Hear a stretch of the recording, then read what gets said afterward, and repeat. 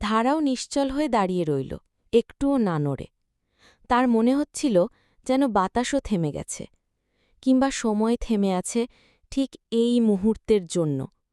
তবে কেন যেন মন থেকে খুব ভরসা করছিল লোকটাকে। শ্রাবণ শেষবার হাত সরাতে গিয়েও এক মুহূর্ত থেমে গেল।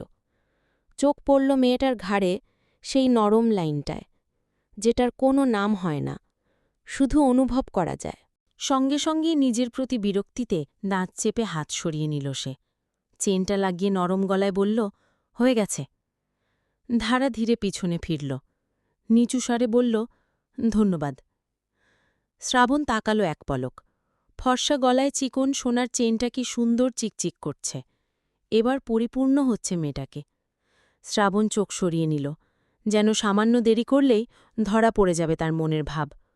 ঠোঁট কামড়ে একটু গম্ভীর কণ্ঠে বলল, এসো, নিচে যাই, সবাই বসে আছে। ধারা মাথা নেড়ে সাড়া দিল। দুজন পাশাপাশি হাঁটতে লাগল সিঁড়ির দিকে। সিঁড়ির বাঁকে এসে দুজনেই একসাথে একটু থমকাল।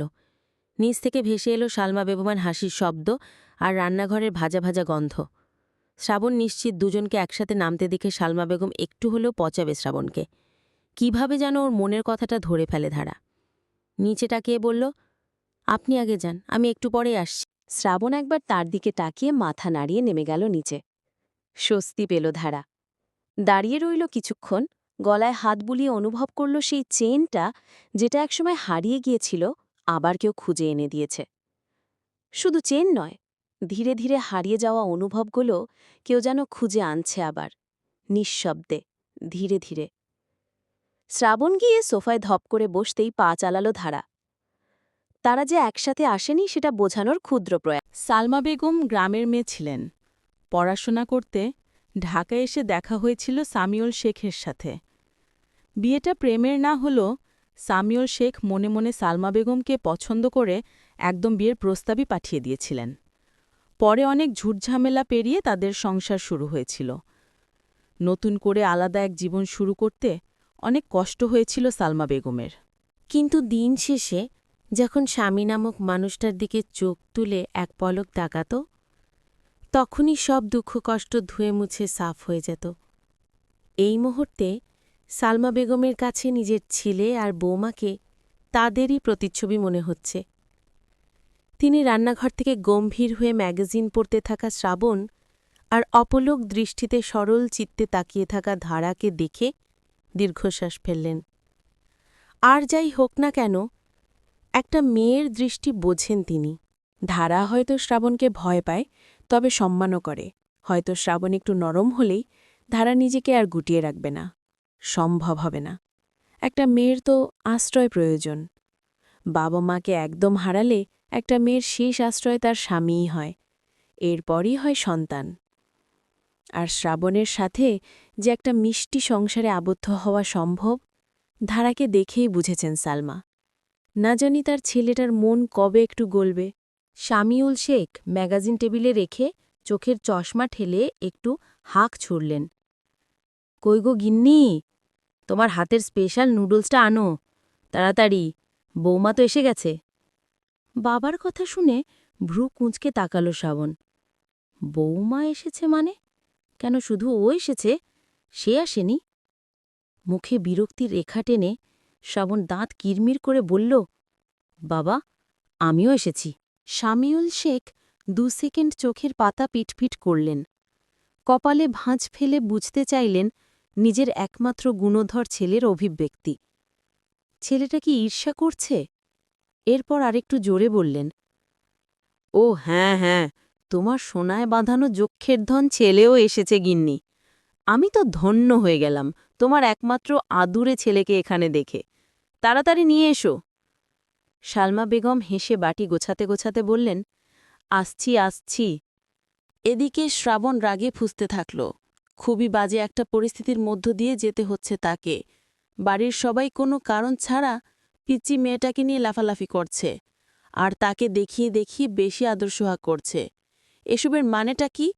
তার আদর্শ বাবা শামিউল শেখ যে ইচ্ছে করে ধারাকে এত আদর করছে তা খুব ভালোই জানে শ্রাবণ। এ বাড়িতে এখন কেউ পাত্তাও দিচ্ছে না তাকে, তার কোনো দামই নেই। সবাই পিচ্চি একটা মেয়েকে নিয়ে পাগল হয়ে আছে। বিরক্তির চরম পর্যায়ে পৌঁছে স্যামুয়েল শেখের পাশে বসা তথাকথিত পিচ্চি মেয়েটার দিকেই ভ্রু কুঁচকে তাকাল শ্রাবণ। কিন্তু সহজ সরল গোলগাল চেহারার ধারার মুখটা দেখে ভ্রু শিথিল হল তার।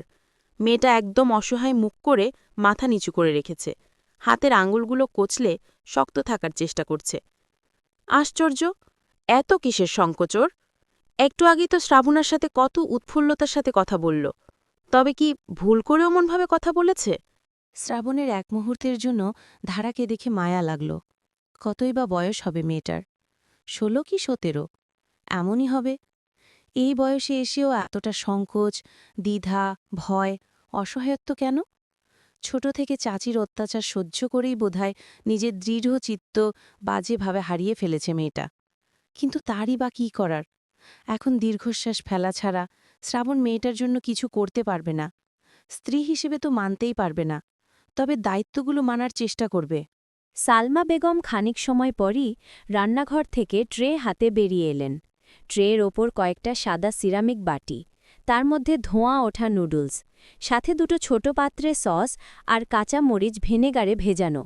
তার মুখে ক্লান্তির ছাপ থাকলেও চোখে মুখে একরকম আগ্রহ। এই একসাথে খাওয়ার মুহূর্তটাই তার সবচেয়ে কাঙ্ক্ষিত সময় যে।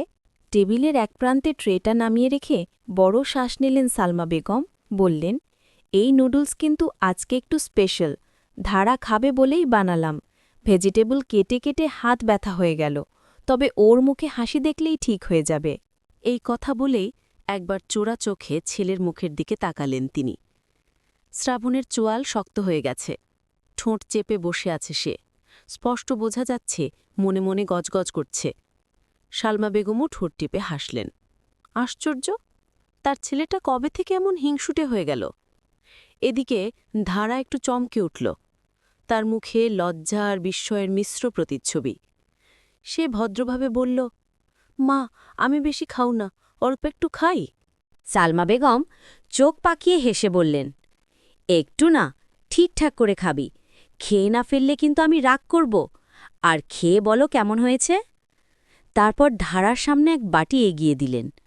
সামিউল শেখ তখন নুডলস বাটির গন্ধ নিয়ে বললেন, ওফ গিন্নি, তুমি যদি এখন রেস্টুরেন্টে কাজ করতে, তাহলে সে রেস্টুরেন্টে আমি রিটায়ার্ড জীবন কাটিয়ে দিতাম। সালমা হেসে বললেন, তাহলে এখন থেকেই রোজের মেনু ঠিক করে ফেলুন মিস্টার শেখ। আর কেবল ঘ্রাণ নিয়েই প্রশংসা করা বাদ দিন, আগে খেয়ে দেখুন। শ্রাবণের রসকসহীন মুখ দেখে এবার সালমা হাসি আটকাতে পারলেন না। জোর করেই একটা বাটি তার সামনে এগিয়ে দিয়ে বললেন, এমন করে মুখ ঝুলিয়ে রেখেছিস কেন বাপু? তুই কি দিন দিন ছোট বাচ্চা হয়ে যাচ্ছিস? তোর জন্যও তো রেঁধেছি। আজ আর বিরক্ত হবি না, খেয়ে দেখ, সত্যি দারুণ হয়েছে। শ্রাবণ মুখে কিছু না বললেও চামচ হাতে নিল, আর চোখে ধারাকে দেখল। মেয়েটা কি যেন ভাবছে, কেন ওভাবে বাটির দিকে তাকিয়ে আছে? শ্রাবণ ভ্রু কুচকে তাকিয়েই রইল। খানিক চুপ থেকে হুট করেই ধারা মিনমিন করে বলে উঠল, এটা এটা খুব গরম। শ্রাবণ নিজের বাটিতে চামচ চালাতে চালাতেই আরেকটু ভ্রু কুচকে তাকাল। সালমা বেগম এবার বললেন, কিছুক্ষণ নাড়তে থাকো মা, ঠান্ডা হয়ে যাবে। আর একটু গরম হলেই খেতে ভালো লাগে। ধারা বাধ্য মেয়ের মতো মাথা নামাল, আর বাটিটাও কোলের কাছে রেখে অপলক তাকিয়ে রইল। শ্রাবণ বিরক্ত হচ্ছে, এভাবে কোলের ওপর বাটি ধরে রাখলে কি ঠান্ডা হবে? সালমা বেগম এবার হুট করেই কিছু একটা মনে করে পাশের বাসায় কোনো এক ভাবির মেয়েকে নিয়ে আলোচনা করা জুড়ে দিলেন স্বামীর সাথে।